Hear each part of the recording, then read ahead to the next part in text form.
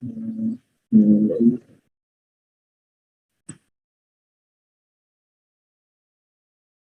investasi itu ya kapital itu maksudnya.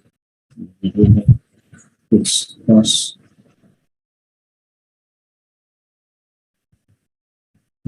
mestinya gini, fixed cost.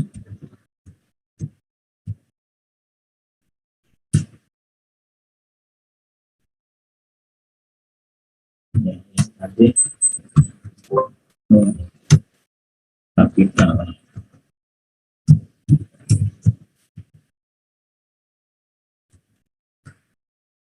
atau modal.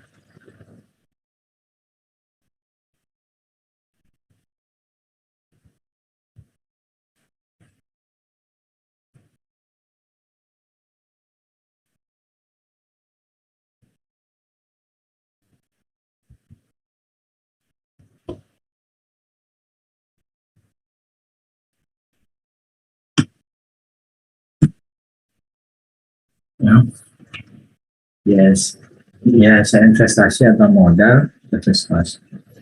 Di kelompok 8 kemarin itu memperkirakan harga alat.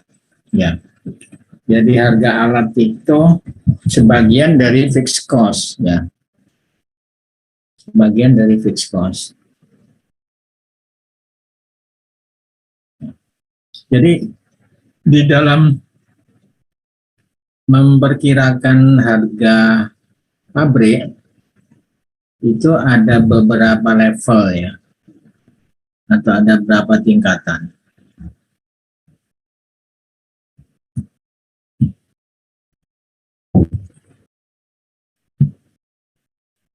Ya, jadi ada 5 level estimasi capital cost atau biaya investasi yang mudah.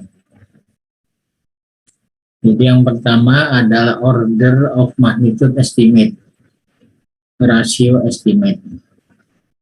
Jadi berdasarkan data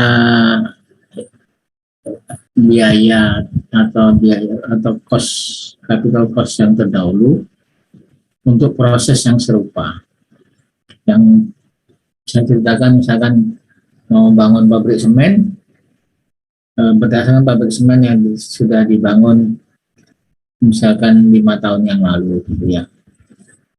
Akurasi 30%. Kemudian yang kedua adalah studi estimate atau faktor estimate ya, berdasarkan informasi item utama alat. Jadi alat-alat utama. Ya, itu juga akurasinya kurang lebih 30. Kalau yang tadi di atas 30.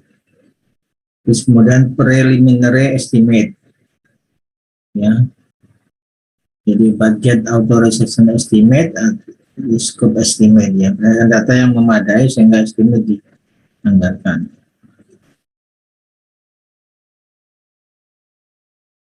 Kemudian yang keempat, definitive estimate, project control estimate, yang data yang hampir lengkap namun sebelum gambar dan situasi lengkap. Ya, jadi pekerjaan saudara pradesain itu sebetulnya yang nomor 4 ini. Atau nomor 5, tapi nggak sampai nomor 5, nomor 4 ya. Ya, kalau nomor 5 itu detail estimate ya, contractor estimate. Jadi ya lebih detail ya. Jadi berdasarkan gambar. Ya. Berdasarkan gambar. Spesifikasi dan survei lapangan yang lengkap. Akurasi lebih 5%. Jadi tetap ada ketelitian gitu ya. Jadi untuk apa capital cost itu diestimasi? Yang pertama untuk investor, untuk yang punya modal atau yang punya uang untuk membangun. Yang kedua, untuk kontraktor yang mau membangun ya. Jadi perkiraan antara owner, pemilik modal, sama ada perkiraan kontraktor ya, si pembangun pabrik ya. Jadi disinilah terjadi apa ya, tawar menawar gitu ya. Ya, cuma tawar menawarnya tidak seperti kalau bangun rumah, kalau bangun pabrik atau bangunan yang besar, bukan hanya pabriknya, seperti jembatan, gedung yang besar ya, itu melalui tender ya, atau bahasa Inggrisnya bidding ya. Bidding itu jadi ditawarkan, saya mau bangun pabrik gula misalnya, tawarkan ke para kontraktor, dikasih speknya. Nah, speknya, kapasitasnya, gitu. Kira-kira gitu ya. Pada hari ini saya akan melihat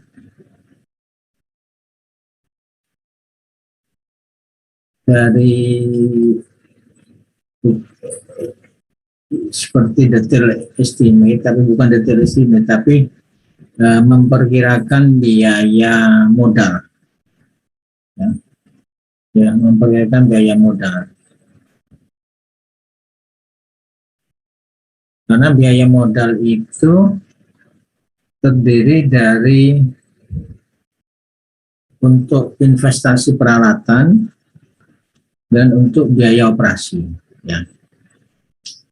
Nah, tentang biaya untuk mengestimasi, nah ini adalah pekerjaan konsultan. Ya. Kalau konsultan itu mengerjakan, eh, memperkirakan satu proyek yang nilainya di bawah 2 juta 2 juta US dollar ya. 2 juta US dollar itu kira-kira 30-an miliar gitu ya. Di bawah 30 miliar.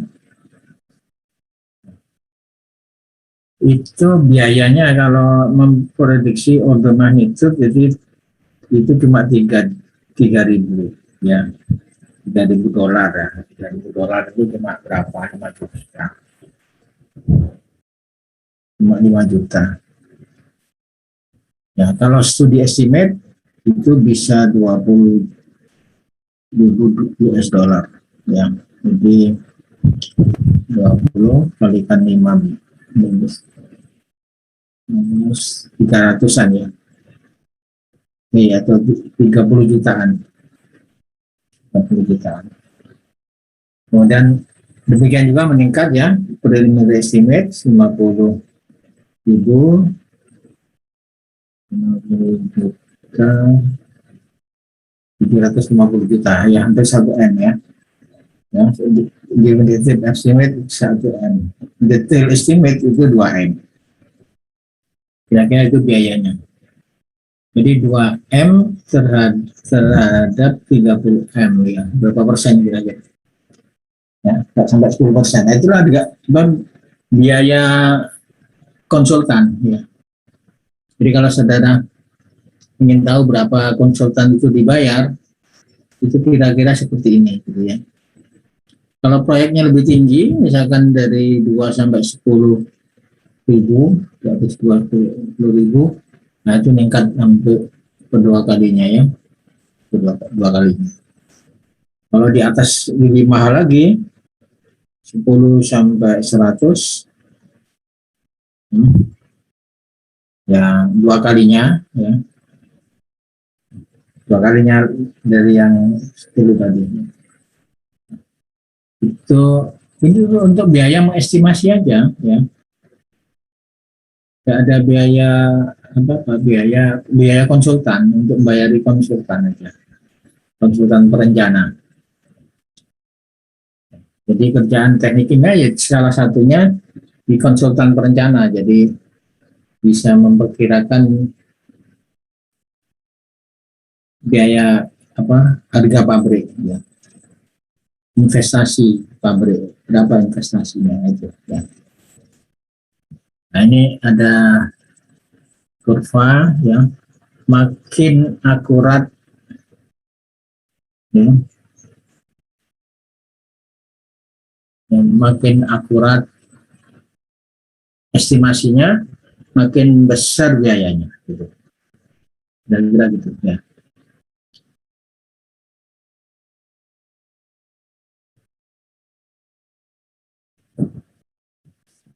Udah, bisa dulu.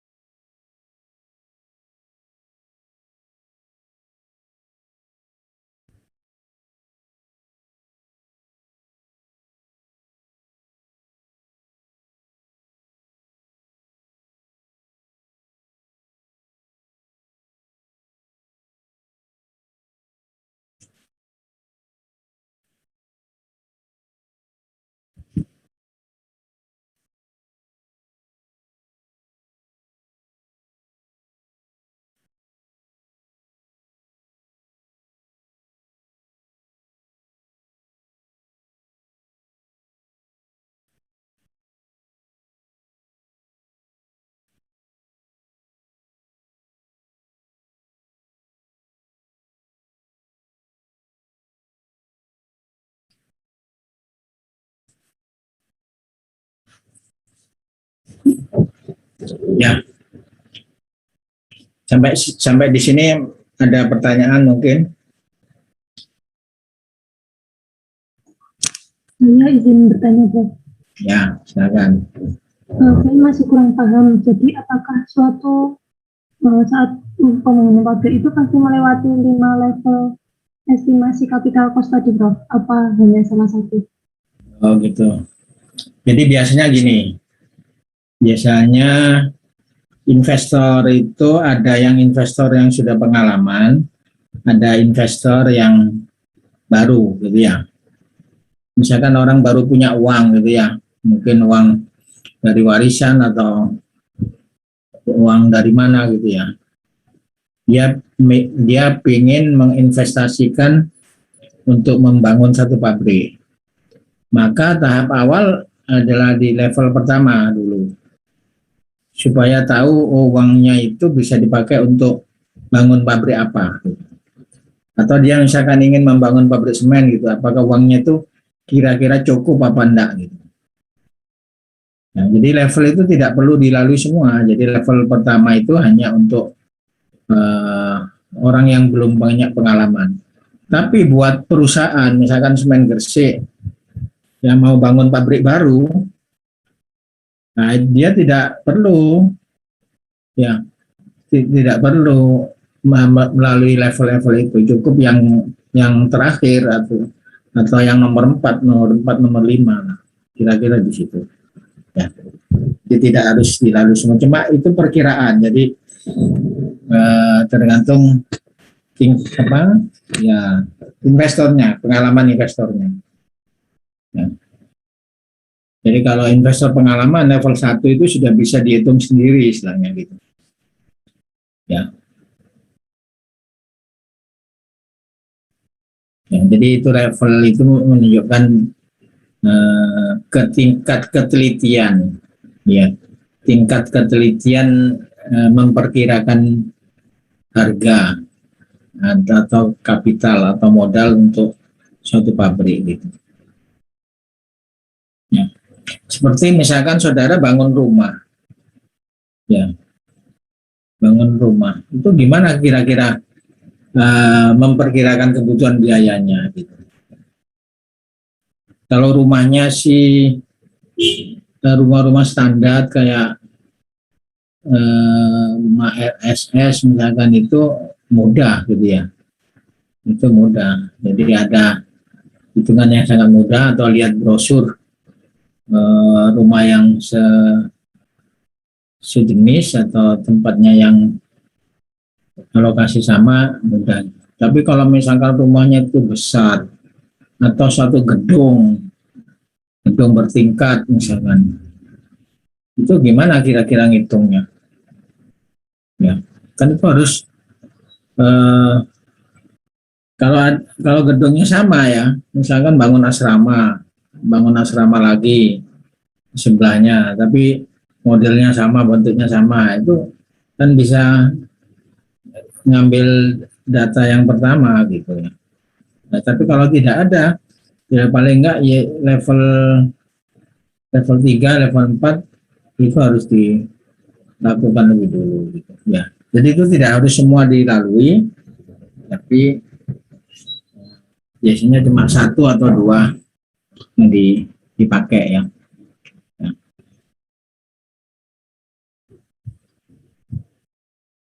Secara umum kalau pabrik itu yang sulit itu diestimasi alat-alatnya gitu. Kalau gedung itu biasanya relatif mudah ya, karena pengalaman orang bangun gedung itu kan banyak. Jadi misalkan gini, bangun gedung kampus ITS itu misalkan bangun jurusan baru ya, kayak TI itu kan bangun ya di sebelah itu. Ya, itu berapa perkiraan dananya itu bisa diperkirakan gitu ya secara umum. Jadi waktu itu dihitung per meter persegi aja dari bangunannya. Jadi per meter persegi bangunannya waktu itu ya itu 2 juta. 2 juta per meter persegi. Kalau kita mau bangun sekian meter persegi ya tinggal ngalikan aja dari 2 juta gitu. Tapi sekarang sudah tidak 2 juta, sekarang mungkin bangunan selevel ITS itu sudah 5 juta ya per meter persegi. Nah, bangunan Poltek Elektronika yang didanai oleh pinjaman dari Jepang itu jauh lebih mahal dari bangunan ITS. Jadi kalau waktu itu bangunan ITS hanya 2 juta per meter persegi, bangunan Poltek Elektronika itu 10 juta per meter persegi. Ya, makanya kampusnya Poltek kan kelihatan lebih bagus ya. Itu per meternya dia 10 juta, 5 kali lipat lebih mahal dari bangunan kampus ITS. Nah, kenapa demikian? Karena uangnya itu pinjaman dari pemerintah Jepang. Nah, pemerintah Jepang mensyaratkan semua komponen bangunan, ya kecuali batu dan pasir, ya, jadi kayak pintu, keran, semua itu harus made in Jepang. Ya, pintu-pintunya itu loh made in Jepang. Ya, nah itu yang membuat mahal. Jadi 5 kali lipat lebih mahal. Gitu. Itu kalau bangunan. Tapi masih bisa di estimate ya, lebih mudah estimate kan bangunnya sama. Tapi kalau bangun satu pabrik itu ada bangunan, ada alat. Nah, biasanya itu makanya di level 3 tadi itu dari alat utama. Ya, jadi seperti bangun pabrik semen gitu ya. Itu yang diestimasi dia berapa harga kilen, berapa harga milnya, ya, raw mill dan semen millnya. Itu alat yang paling mahal di situ. Ya. Jadi mengestimasi bisa menggunakan itu sudah relatif teliti daripada estimasi di level 1 ya. Di level 3 menggunakan alat-alat utama itu.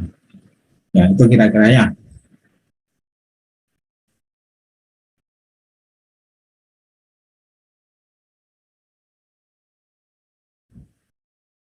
Bisa ya dipahami ya maksudnya level ya.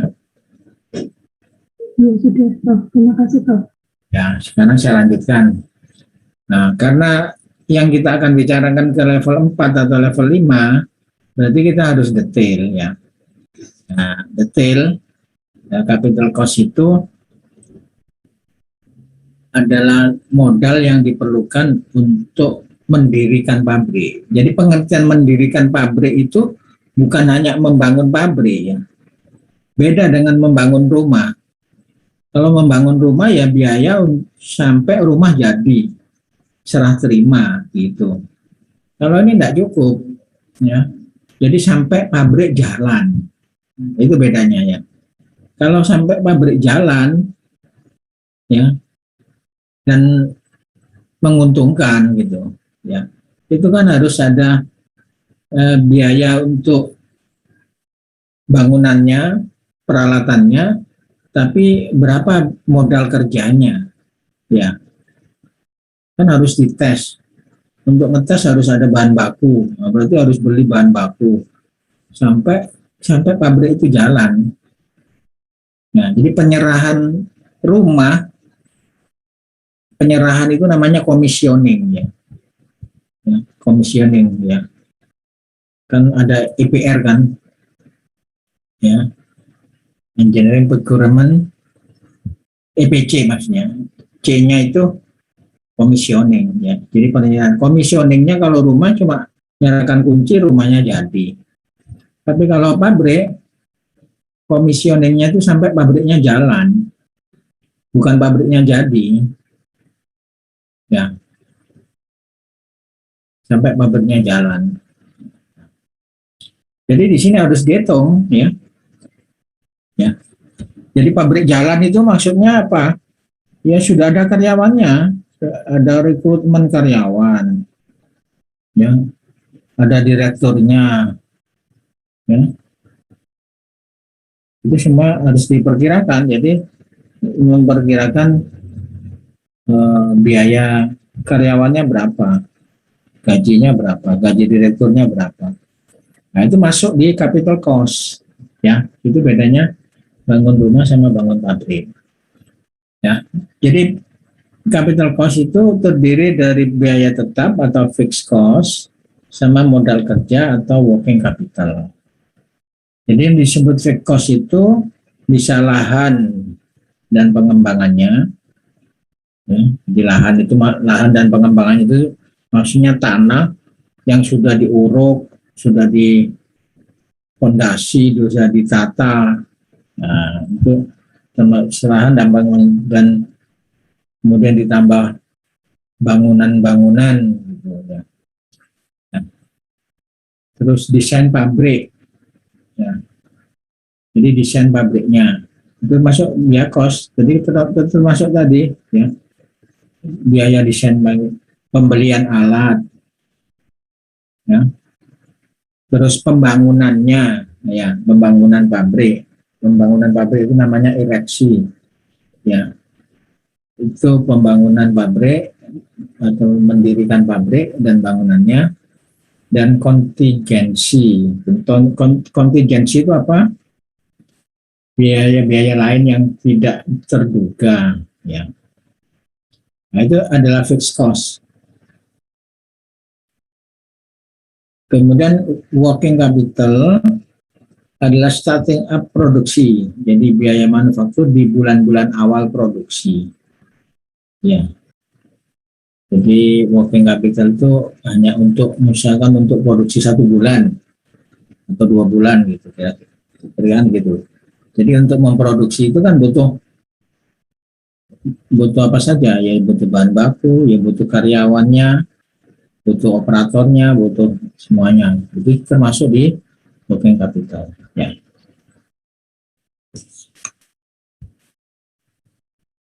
Nah, biaya operasi itu bisa dikelompok biaya operasi itu diantaranya bahan baku, utilitas atau energi, pemeliharaan, tenaga kerja, biaya overhead administratif.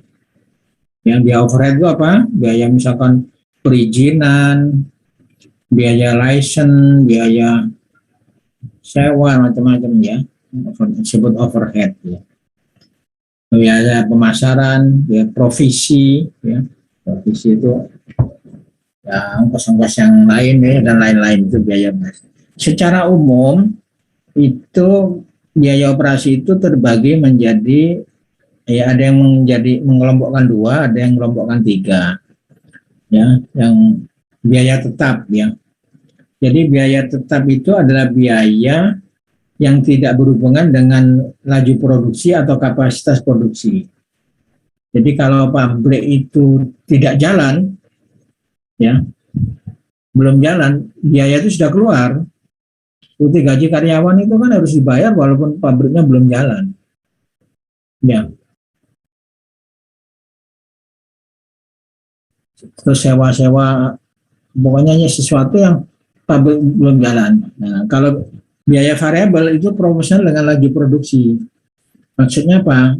Termasuk utilitas, bahan baku, ya, itu termasuk biaya variabel, ya, variable cost. Ya, jadi fixed cost, variable cost. Ada lagi semi variable cost. Ya, semi variable cost itu ya mirip fixed cost sebetulnya, tapi tidak termasuk fixed cost, ya.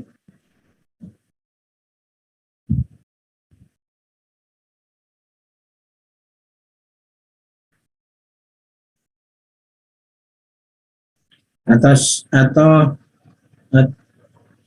via fixed cost yang dimaksud di sini itu sudah termasuk biaya semi variabel. Soalnya di mana di Timmerhouse itu kadang nyebut CSV, ya, cost semi variabel. Ya, jadi pengelompokannya itu bisa variabel sama cost semi variabel. Nah, cost semi variabel itu sebenarnya fixed cost untuk biaya operasi, gitu. Bukan fixed cost karena bangunannya, bukan pabriknya.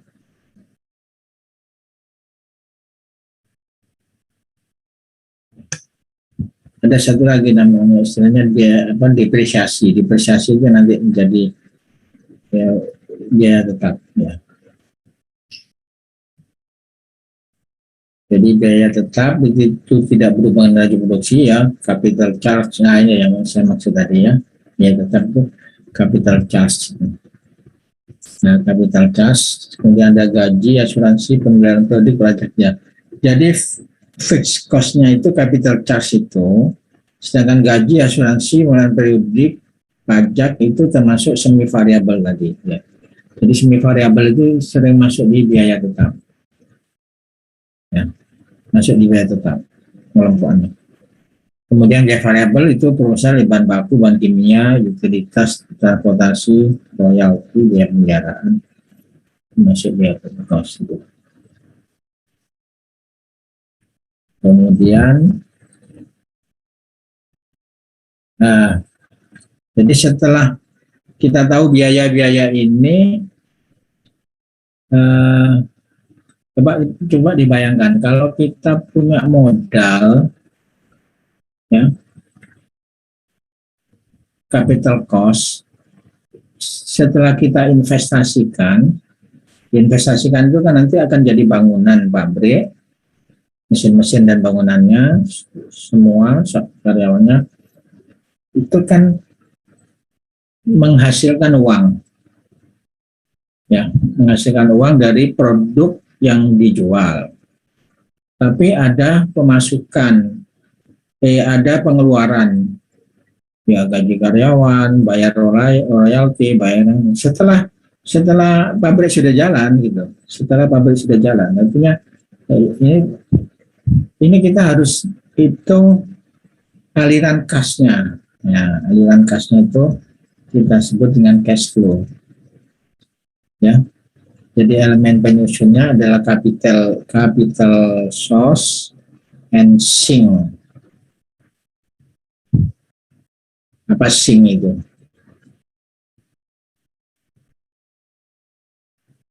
Ya, ini istilah, ya. Sebenarnya kalau kamu terjemahkan di bahasa Inggris, sink itu artinya tenggelam.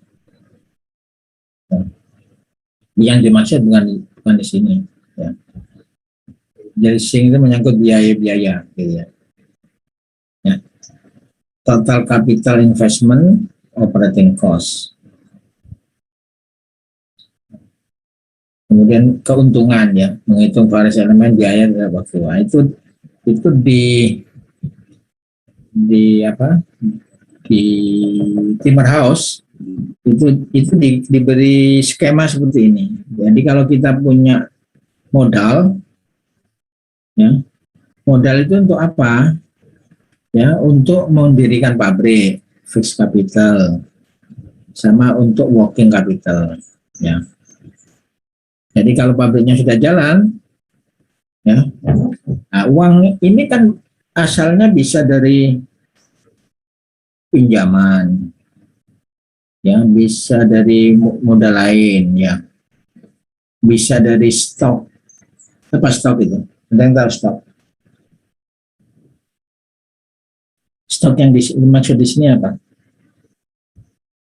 Bukan bahan baku ya. Stok di sini saham, ya. Stok itu dari saham, dari penghasilan saham, ya. Jadi ini masuknya ke sini, ya. Yang kan keluarnya, ya mungkin diinvestasikan yang lain atau untuk pembayaran pinjaman, terus untuk bayar dividen pemilik modal, gitu ya. Itu. Saya dibayangkan dulu ya skema ini skemanya.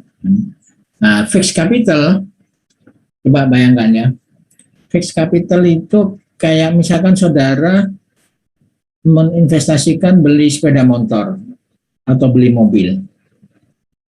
Ya, misalkan sepeda motor harga 20 juta gitu ya. Pada saat beli itu 200 juta gitu ya. Kalau sudah 10 tahun kira-kira jadi berapa harganya sepeda motor?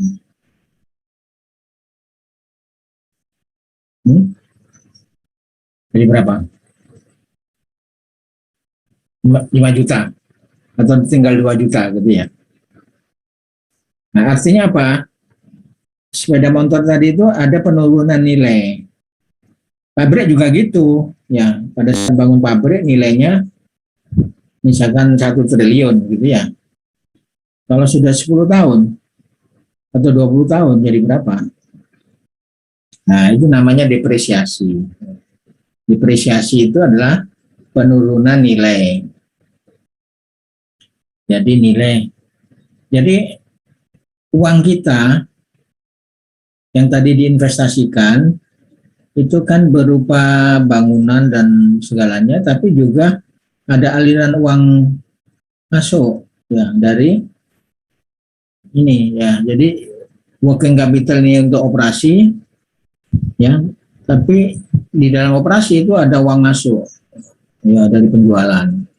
Tapi ada uang keluar yang harus dibayar biaya operasinya ya dalam pengoperasian.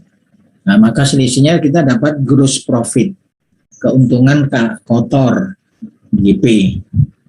GP berarti sama dengan sales, penjualan dikurangi kos operasi. Nah, ya. Nah, kemudian masuk pajak. Nah, kalau kena pajak, nah, jadi net profit before tax itu adalah kalau dikumpulkan keuntungannya, jadi sales dikurangi biaya operasi ditambah depresiasi. Depresiasi itu maksudnya harga alatnya itu loh. Harga alatnya masih bisa kita nilai berapa gitu ya. Jadi masih kekayaannya kita, flow uangnya masih di sini. Nah, nanti kalau kena pajak ya berarti mengeluarkan pajak. Nah, jadi di sini net profit after tax. Nah, inilah sebagai uang masuk, cash flow. Ya, jadi cash flow di sini adalah penjualan dikurang biaya operasi kalikan apa itu? Pajak ya, selisih dikurangi pajak kalikan 1 min pajak ya, ditambah depresiasi fungsi waktu. Ya. Nah, ini namanya cash flow. Nah, cash flow ini nanti harus dihitung sebelum pabrik berjalan. Ya, sebelum pabrik berjalan, cash flow itu harus dihitung untuk melihat kelayakan pabrik itu. Ya, jadi pabrik itu untuk dinilai kelayakannya, ya, bukan sekedar menguntungkan gitu aja. Jadi instrumennya bukan sekedar untung. Profit, tapi kalau profitnya tidak mengcover investasi, nah itu tidak layak gitu.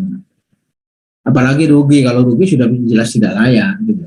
Untung saja kalau tidak mengcover, ya, tidak layak. Ya.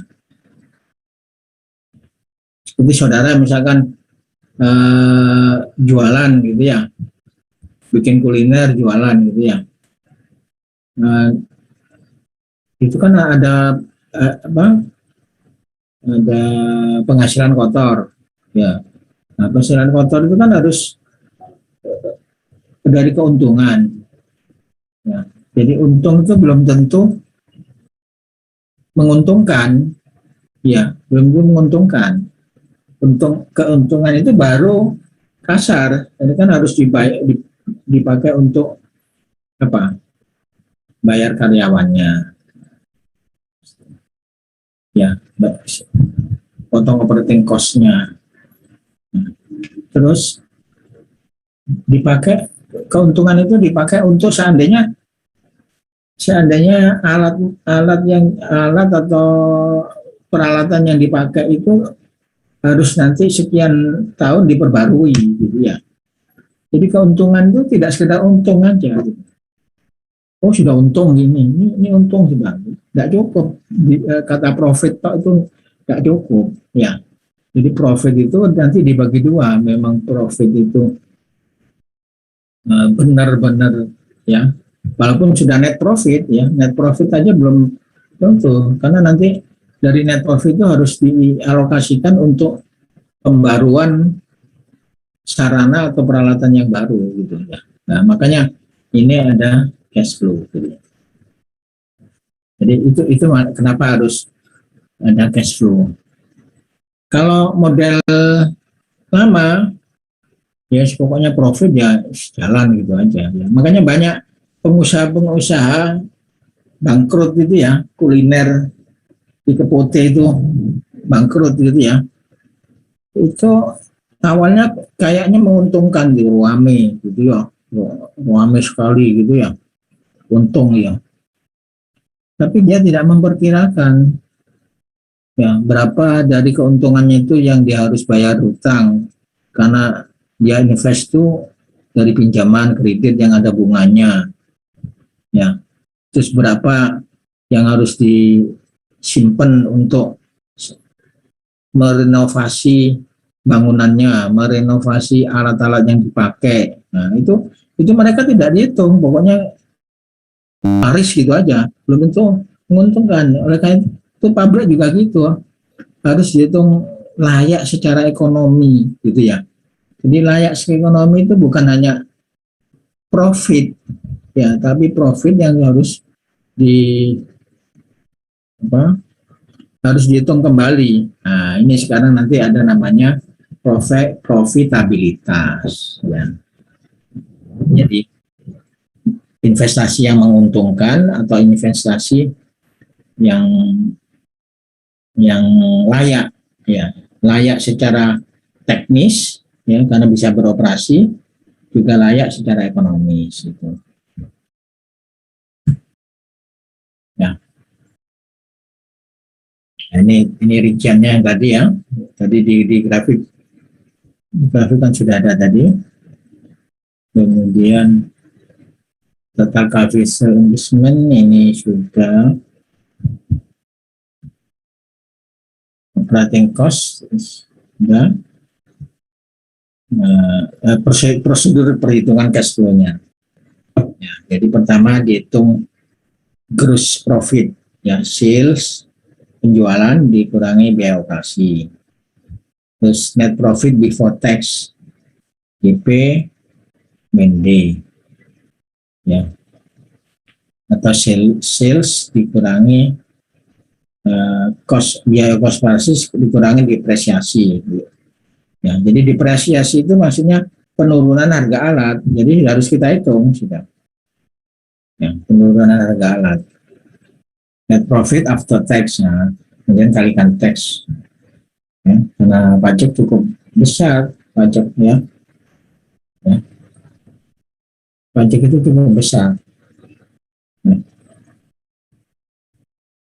Jadi kalau saudara untung hanya 20% ya, belum tentu untung itu nanti belum potong pajak.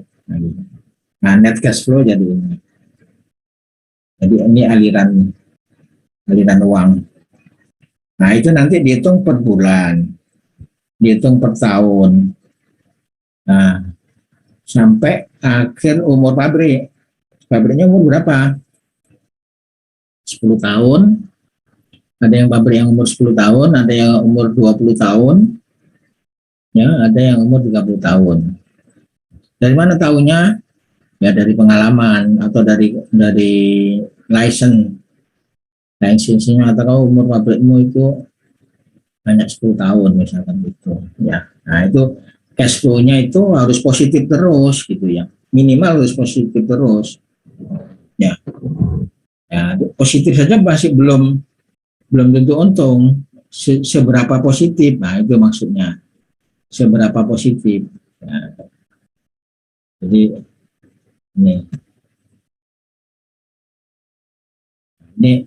ini kurva cash flow kumulatif selama hidupnya pabrik, ya, selama hidupnya pabrik gitu.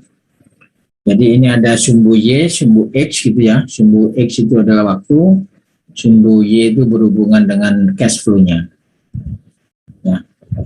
Jadi titik 0 adalah titik pabrik beroperasi. Nah, sebelum beroperasi ini ada pembangunan pabrik. Ya, start project A. Jadi A sampai B itu biaya untuk beli tanah. Ya. Kemudian sampai C ini bangun.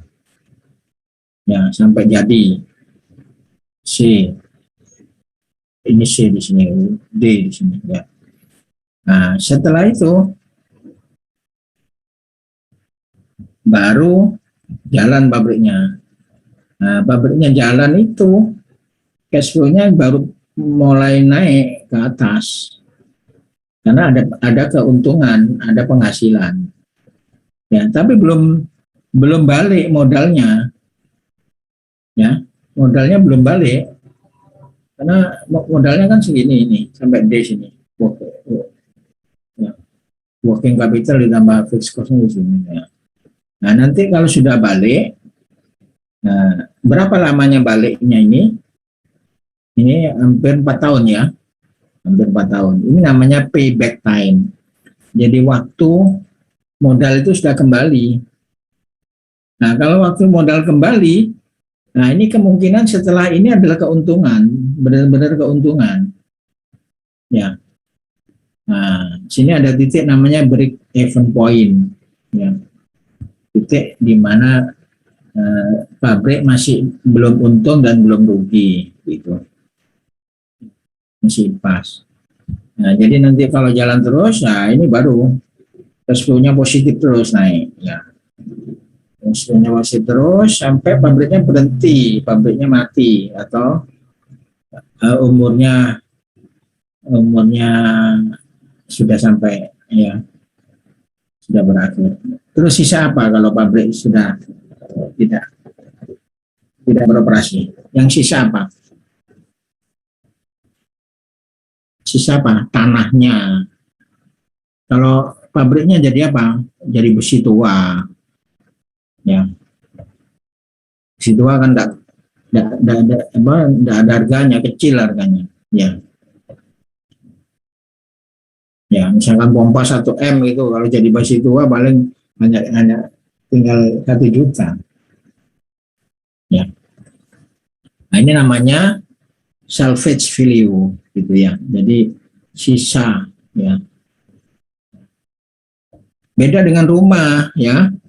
Kalau pabrik itu nilai tanahnya naiknya nggak semahal rumah. Kalau rumah saudara bisa beli rumah ya dipakai atau misalkan bangun kios atau bangun apa kuliner gitu di pinggir jalan sudah beli beli bangunan tanahnya ya, ya.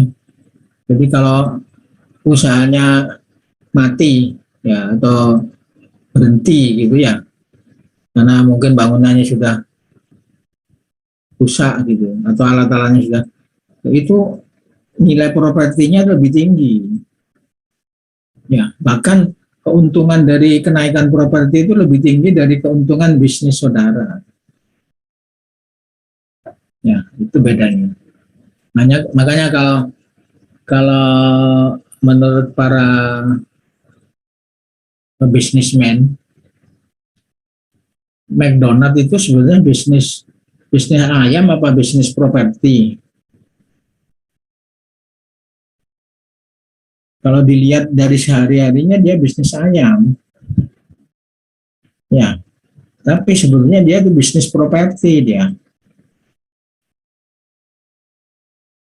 Ya. Jadi keuntungannya lebih tinggi properti. Ya, pabrik enggak gitu. Karena pabrik biasanya di lahan yang jauh ya. Yang harga lahan itu enggak mahal. Ya. Lahannya itu tidak mahal. Masih mahal mesinnya daripada lahannya itu. Ya, beli lahan apa 10 M itu sudah besar. Ya, apalagi jauh dari perkampungan. Ya. Tapi beli pompa satu itu ada yang harganya 1 M, 10 M. Pompa itu, tahu pompanya PDAM? Pompanya PDAM itu 10 M itu harganya. Ya, satu pompa itu, pompa yang besar. Nah, ya, jadi ini ya cash flow itu ini adalah big picture ya supaya saudara paham apa yang terjadi terhadap modal yang diinvestasikan. Nah, nanti hitung-hitungannya tinggal masuk tabel-tabel gitu ya. Nah, nanti kalau di tabel-tabel itu kadang-kadang nggak paham. Ya, makanya dipahami dulu big picture-nya ini dulu. Ya, cash flow itu apa artinya? Ya, modal tetap itu apa? Biaya operasi apa? Ya. Kadang ditanya apa bedanya biaya operasi sama working capital? Nggak bisa jawab. Apa bedanya? Apa bedanya biaya operasi sama working capital? Tadi kan kalau modal itu kan dibagi ya, ada modal tetap, ada fixed cost, ada modal kerja. Nah, setelah pabrik beroperasi, dia akan membutuhkan biaya operasi, operating cost. Nah, antara operating cost sama working capital itu kan sama-sama dipakai untuk beroperasi. Ya, sekarang apa bedanya? Antara besar mana working capital sama operating cost? Kira-kira. Paham nggak? Saya coba menjawab, Prof.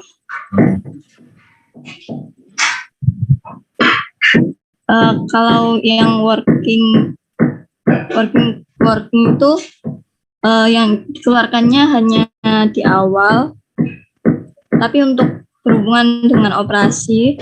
Tapi kalau yang operating itu dikeluarkannya secara terus-menerus sesuai dengan produksi yang berlangsung. Jadi kira-kira besar mana? Setahun aja. Setahun operating. Besar operating, ya. Ya. Jadi operating cost itu biaya operasi selama setahun. Ya, kalau dihitung per tahunan.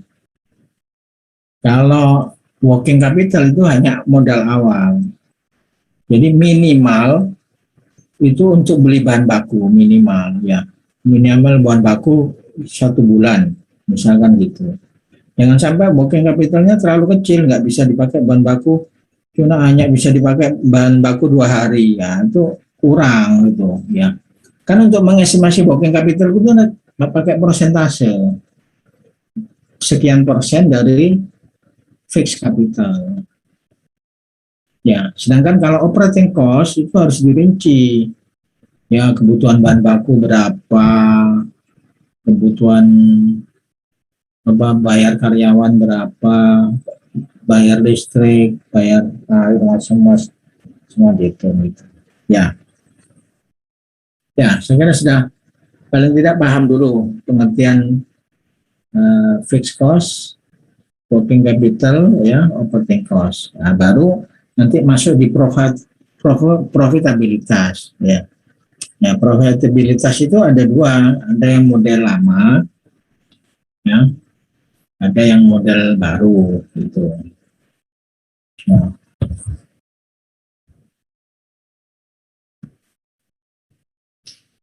Nah, ini ada penjelasannya tadi ya. Nah, ini contoh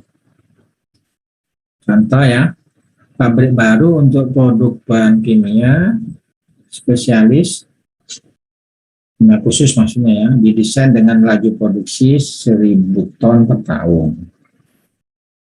Oh, ini mesin contohnya nanti aja nih. Ini terlalu cepat contohnya. Belum masuk sini.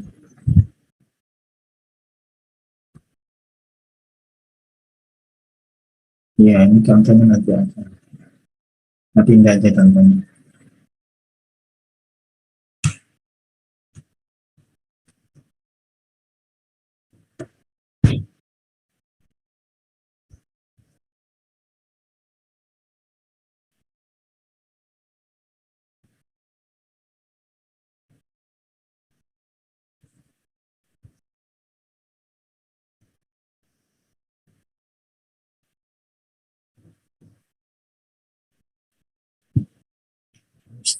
Mestinya ada di bawah. So, ini pengulangan. Ini ada rinciannya.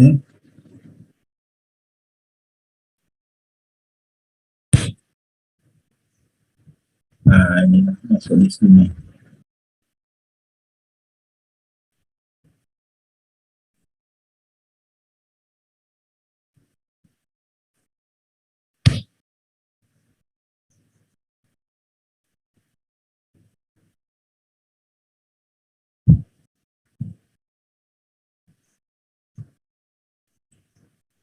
Nah, sebelum itu.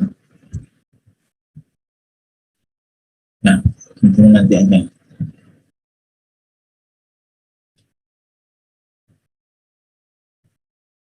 Nah, jadi ini ya.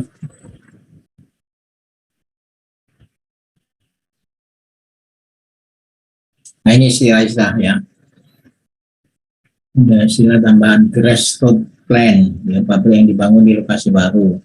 Terus ada istilahnya battery limit, area yang membatasi pabrik. Ya, jadi pabriknya ya tidak termasuk storage yang di luar, tidak termasuk ya. Jadi selain ada areal pabrik secara keseluruhan, ada baterai limit. Jadi baterai limit itu batas mesin-mesinnya aja. Jadi kalau saudara masuk ke pabrik semen atau pabrik pupuk, itu tempat bangunan pabriknya aja, itu baterai limit. Ini sudah, ini tadi, oh ini yang dari, ini rinciannya ya, ini rinciannya ya, ini tadi yang fixed capital ya, ada biaya langsung, ya, modal untuk mendesain dan membangun pabrik yang siap di startup ya. Biasanya dibayarkan ke kontraktor yang terdiri dari biaya langsung dan biaya tidak langsung. Nah, ini baru rinciannya. Ya. Jadi fixed capital sendiri itu ada direct cost sama indirect cost. Jadi direct cost itu adalah pembelian alat-alat, ya, pembelian alat-alat, all equipment listed on flow sheet, ya, surplus equipment and spare part, ya, inflation cost allowance, ya, purchase, yang kedua purchase equipment installation, ya, jadi biaya instalasinya, ya. Jadi kalau beli alat itu kan baru beli alatnya aja, ya, belum termasuk biaya instalasinya, terus belum lagi biaya instrumentasi dan kontrolnya, ya, kemudian pipingnya, valve, isolasi, terus electrical equipment, ya, alat-alat listriknya, ya, kabel-kabel, panel listrik, ya, kemudian building, bangunan, yard improvement, ya, yang improvement itu pokoknya di luar bangunan, ya, di luar bangunan, service facility, ya, utilitas, ya, airnya dari mana, listriknya dari mana, kalau ada pendinginan, terus kalau ada limbah, ya, jadi non process equipment dan service, ya, termasuk alat pengelolaan limbah dan sebagainya. Terus distribusi dan packaging termasuk. Dan ke-9 adalah land atau tanah. Itu termasuk direct cost.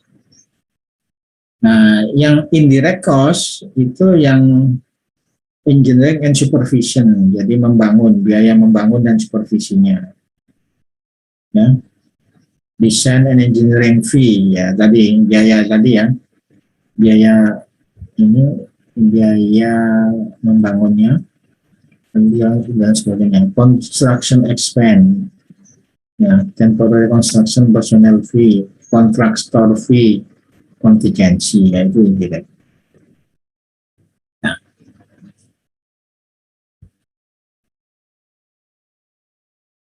Nah, untuk mengestimasi itu di Timberhouse itu diberi ancar-ancar things, ya, dari total fixed cost nanti purchase equipment itu berkisar antara 15 sampai 40%, ya, kalau instalasi itu 6 sampai 14%, instrumentasi 2 sampai 8%, semacam konsul, piping 3 sampai 20%, electrical 2 sampai 10, building 3 sampai 18, yard improvement 2 sampai 5, service facility prestasi 8 sampai 20, land 1 2. Coba lihat di sini, ya. Tanah itu kecil di sini. Tanah itu harganya cuma nggak sampai 2%, ya. Beda dengan kalau kita bangun rumah, ya. Bangun rumah itu tanah bisa di atas 50%. Ya, kalau bangun rumah di pinggir jalan itu harga tanah lebih mahal dari bangunannya, jauh lebih mahal. Harga tanahnya aja bisa di atas 50%, bahkan bisa 80%. Tanah per meter bisa, misalkan tanah di tengah kota itu bisa per meter 30 juta, 50 juta per meter. Ya, kalau bangunan tidak sampai 10 juta per meter, gitu, ya.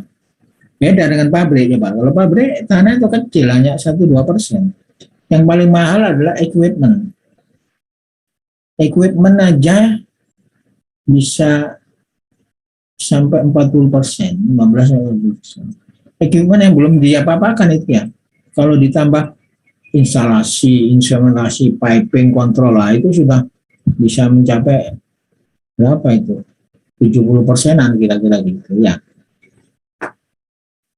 Kemudian indirect cost. Nah, ini kalau saudara membuat pradesain pabrik, saudara mungkin menanyakan kapan kita gunakan 15%, kapan gunakan 40%, gitu, ya. Misalkan untuk purchase equipment. Nah, ini memang nggak ada ininya di sini itu nanti saudara bisa aja nyoba, oh saya pakai 30 gitu ya, bisa aja. Nah, makin orang berpengalaman di desain, dia bisa mengestimasi gitu loh. Jadi inilah seninya di sini sebetulnya. Seni desain itu di sini. Memperkirakan biaya itu kalau tidak punya pengalaman ya bisa ngawur ya, tapi kita ada range-nya, ada metodenya. Di Timur House memberikan anjuran. Kalaupun salah nggak fatal nanti salahnya gitu. Tapi kalau dengan pengalaman, tahu. Nah, nanti tergantung pabriknya ya. Kalau pabriknya itu banyak banyak alatnya, banyak pipanya misalkan gitu. Ya, seperti peminyakan tuh banyak pipanya. Nah, itu berarti pipingnya bisa 20%. Ya, tapi kalau pabriknya itu tidak banyak pipanya seperti pabrik semen, ya, pipanya kan kecil cuma pipa air, ya, sama duct mungkin untuk aliran itu kecil sehingga pipingnya 2-3% gitu. Ya, jadi jangan ambil yang 20%. Nah, demikian juga elektrikalnya. Apakah pabriknya itu membutuhkan elektrikal yang rumit? Ya, listrik yang rumit. Ya, karena butuh pemanas dan sebagainya. Ya, kalau pabriknya tidak, ya, nah, itu kira-kira ya.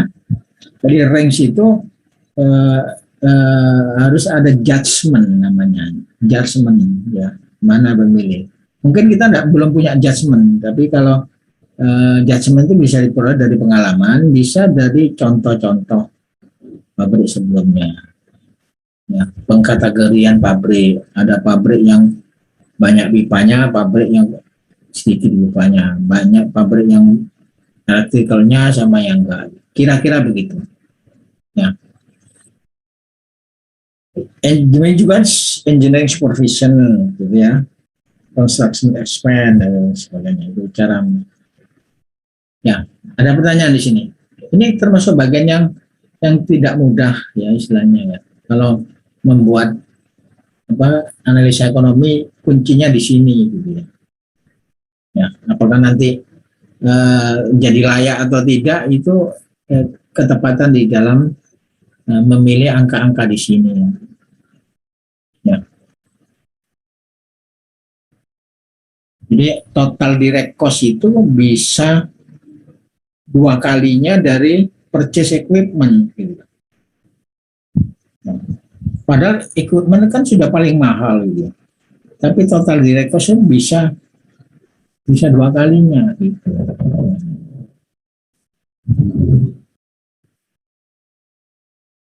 Ada pertanyaan Mbak di sini? Ada ya. Tapi tahu ya kira-kira yang dimaksud ya ini ya. Tabel ini sangat penting, tabel ini. Ya. Kita lanjutkan dulu gitu. Working capital ya. Modal di bulan-bulan awal proses produksi sampai diperoleh income. Komponennya bahan baku dan bahan lain. Di stok. Nah, stok di sini beda dengan stok yang tadi ya. Karena kata-kata stok itu 2 makna ya. Tulisannya sama, artinya 2. Stok dalam hal ini adalah inventory atau cadangan ya. Inventory. Ya, kalau stok yang tadi itu stok exchange saham ya. Sama-sama katanya ya. Jadi produk akhir di stok, berapa hari dari produk semi akhir diproses, kemudian piutang ya. Kalau kita pinjam atau kita dipinjam dipakai uang cash untuk pengeluaran operasi bulanan seperti gaji, upah dan pembelian bahan baku, utang, pajak. Ya, jadi working capital itu nanti di recovery di akhir project. Nah, ini perkiraan working capital ya. Working capital itu bisa diestimasi ya, FV.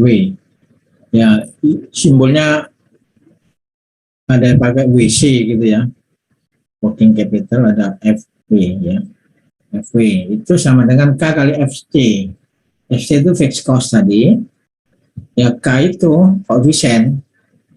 Jadi kalau produk tunggal sederhana K-nya itu 0,05, kalau produk petrokimia 0,15. Kalau proses dengan rentang kualitas produk yang lebar dan pasar yang canggih itu 0,3. Ya. Atau 0,1 untuk biaya startup, ditambah 0,1 biaya startup. Jadi disitu tambah F K kali C ditambah 0,1 atau K ditambah 0,1. Jadi itu cara-cara untuk mengestimasi. Nah, jadi total capital investment TCI itu adalah FC ditambah FW, ya fixed capital sama working capital, atau 1 plus K kali FC.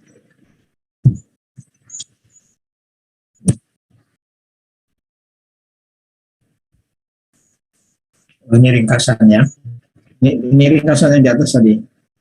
Nah, ini mestinya di atas ini tadi. Ini mestinya di sini. Nah,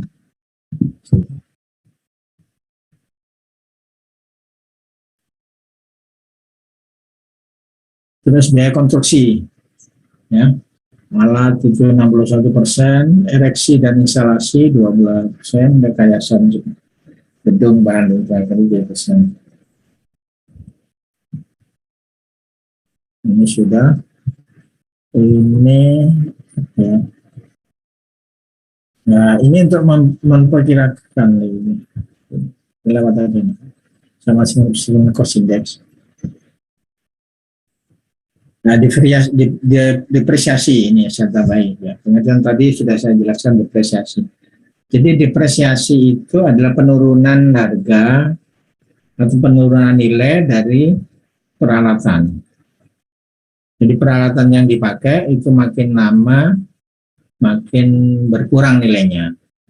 Sehingga di dalam satu investasi kita harus mengcover penurunan nilai itu. Ya. Misalkan pabrik nilainya 1 triliun. Ya. Nilainya 1 triliun. Umur pabrik 20 tahun. Ya. Berarti tiap tahun turunnya berapa?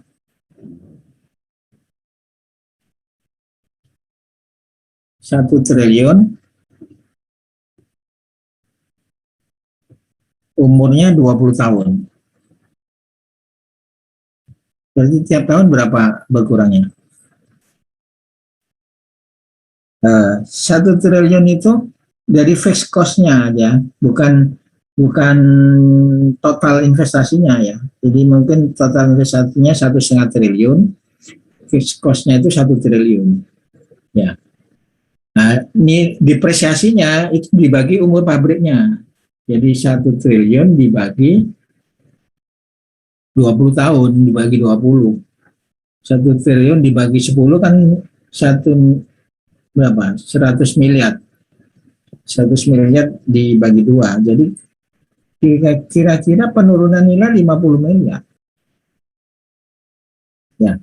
50 miliar itu nanti akan jadi fixed cost di dalam perhitungan BEP. Ya.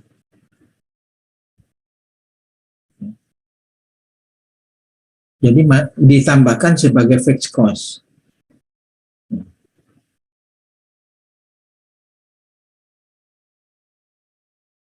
Jadi penurunan nilai alat yang dimulai tepat setelah alat dibayar. Ya. Transfer nilai capital cost ke production cost, ini yang penting.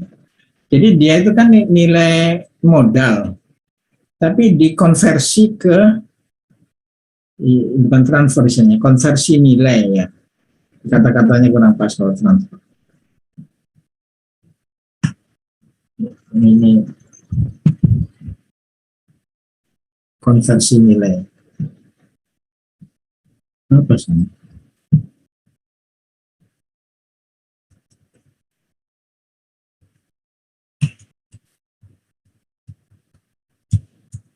Ya. Jadi konversi nilai capital cost ya. Kan kita sudah ngitung capital cost. Nah, untuk ngitung depresiasi itu dibagi umur. Itu metode linear namanya. Metode sederhana langsung dibagi umurnya. Ya, dibagi umurnya. Ya, kalau fixed cost-nya 1 triliun dibagi 20 tadi ya, kita ketemunya 50 miliar gitu ya, misalnya. Nah, itu masuk ke production cost. Ya, jadi nanti di production cost itu masuk fixed cost-nya, biaya tetapnya. Ya, biaya tetapnya di situ. Nah, sedangkan biaya tetap yang lain seperti gaji karyawan dan sebagainya itu yang dimasuk yang dikategorikan semi variabel tadi. Ya. Nanti saya tunjukkan di grafiknya, mungkin akan lebih jelas. Ya, itu depresiasi. Ya. Nilai depresiasi itu tidak kena pajak ya, beda dengan keuntungan ya. Kalau keuntungan kan kena pajak. Ya, keuntungan dapat menghitung spend dan profit yang dihemat dari pajak. Prosedur perhitungan recovery investasi modal awal, ya artinya depresiasi itu diperuntukkan untuk menginvestasi alat baru atau pabrik baru. Prosedur perhitungan recovery ya untuk penggantian modal kadaluarsa dengan investasi yang baru. Salvage value ya, uang yang diperoleh dari penjualan alat yang masih memiliki nilai. Jadi misalkan besi tua tadi ya, pabriknya dijual.